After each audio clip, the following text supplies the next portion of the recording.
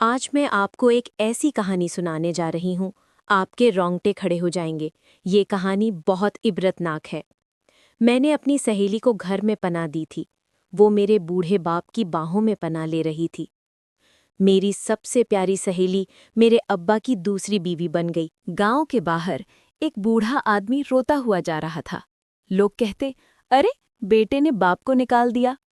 مگر وہ بوڑھا بس ایک ہی جملہ دہراتا تھا، یہ میرے گناہوں کی سزا ہے۔ وہ بیٹھ گیا ایک پرانے پیپل کے نیچے، آنکھیں بند کی تو ماضی نے اسے پکڑ لیا۔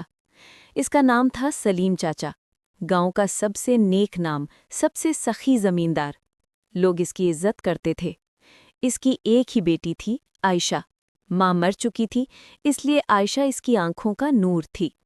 ایک دن عائشہ نے اپنی سب سے پیاری سہیلی صفیہ کو فون کیا۔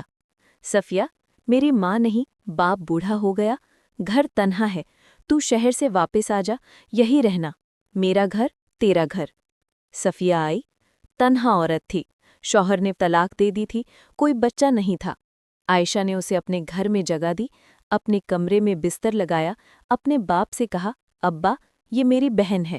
سلیم چاچا نے سر ہلایا، بیٹی تیرا گھر تیرا فیصلہ۔ دن گزرتے گئے، صفیہ خاموش، شائستہ، خدمتگار۔ عائشہ خوش تھی کہ اسے سہارا مل گیا۔ ایک رات عائشہ کو بخار ہوا، وہ ہسپتال گئی۔ ڈاکٹر نے کہا تمہیں کچھ دن آرام کرنا ہے، کوئی ٹینشن نہیں لینی۔ عائشہ گھر آئی تو دیکھا صفیہ باورچی خانے میں کھڑی سلیم چاچا کے لیے چائے بنا رہی ہے۔ سلیم چاچا مسکرا رہے تھے۔ عائشہ نے کچھ نہیں کہا۔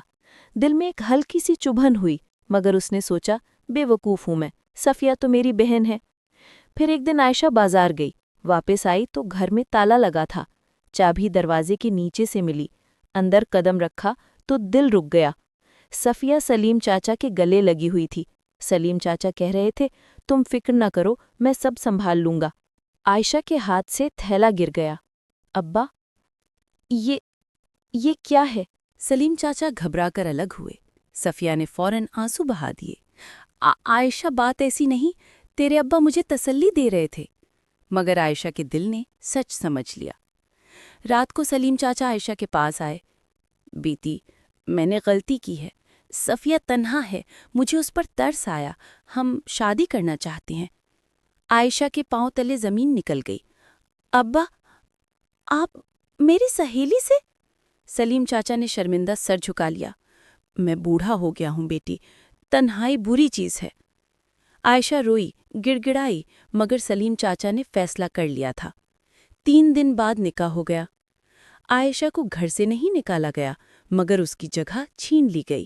صفیہ اب گھر کی مالکن تھی، عائشہ اب صرف پرانی بیوی کی بیٹی تھی۔ 1 سال گزرا، صفیہ حاملہ ہوئی، سلیم چاچا پھولے نہ سمائے۔ عائشہ خاموشی سے سب دیکھتی رہی۔ پھر ایک دن آیا جب صفیہ نے بچے کو جنم دیا، ایک بیٹا۔ گاؤں میں خوشیاں منائی گئی، عائشہ نے بھی مبارکباد دی، مگر رات کو اکیلی بیٹھی وہ روئی۔ اور پھر قسمت پلٹی۔ بچہ جب 10 سال کا ہوا تو ایک دن سلیم چاچا کو دل کا دورہ پڑا۔ وہ ہسپتال میں داخل ہوئے، ڈاکٹروں نے کہا بہت دیر ہو چکی ہے۔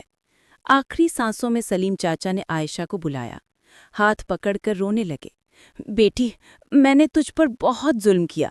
صفیہ نے مجھے تنہا چھوڑ کر شہر چلی گئی ہے، کہتی ہے اب اسے بوڑھے شوہر کی ضرورت نہیں، بیٹا بھی اس کے ساتھ ہے، میں اکیلا مر رہا ہوں۔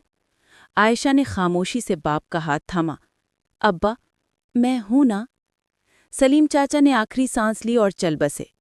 صفیہ واپس نہ آئی، نہ جنازے میں نہ قبرستان میں۔ عائشہ نے تنہا باپ کو دفنایا۔ کچھ مہینے بعد صفیہ کا فون آیا۔ عائشہ، مجھے پیسے چاہیے، زمینیں بیچ دو، آدھا حصہ میرا ہے۔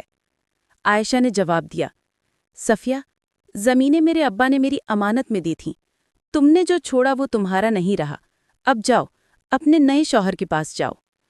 فوراً فون کاٹ دیا۔ اب عائشہ اکیلے گھر میں رہتی ہے، زمینیں اس کے پاس ہیں، عزت اس کے پاس ہے، باپ کی دعائیں اس کے پاس ہیں۔ اور صفیہ، وہ شہر میں کسی اور کے گھر نوکرانی بن کر رہ گئی۔ اس کا بیٹا اسے اماں نہیں کہتا، آپ کہتا ہے۔ گاؤں والے اب کہتے ہیں، دیکھا، جو دوسروں کی گود بھرنے چلا تھا خود خالی ہاتھ رہ گیا۔ اور عائشہ جب شام کو چھت پر بیٹھی چاند دیکھتی ہے تو بس اتنا کہتی ہے، اے اللہ، تیرا شکر ہے کہ تو نے مجھے وہ نہیں دیا جو میں مانگتی تھی، بلکہ وہ دیا جو میرے لیے بہتر تھا۔